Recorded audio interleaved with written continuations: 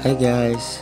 Ito nga po pala yung pagsisimula ng pagpapalayan po na araw-araw po yan. Tsaka inayos po yung mga kanal po.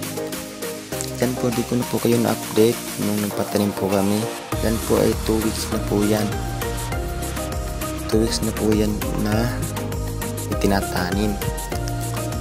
At yan po, nasa 1 buwan at saka kalahati po yan.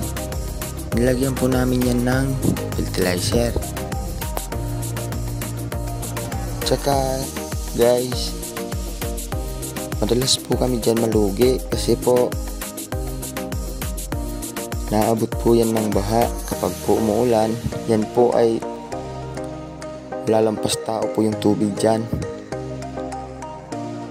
Yan guys, yung ginagawa pala guys, yung tao na yan po ay nagsasubmit po, tawag po sa amin. Submit po yan. Kinukuha niya po yung mga damo na nasa loob po ng palayan para po maging malinis. At yan guys,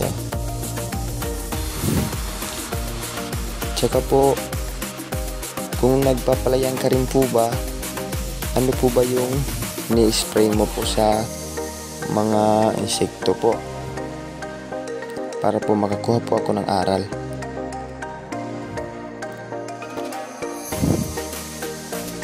Mag-comment na lang po kayo.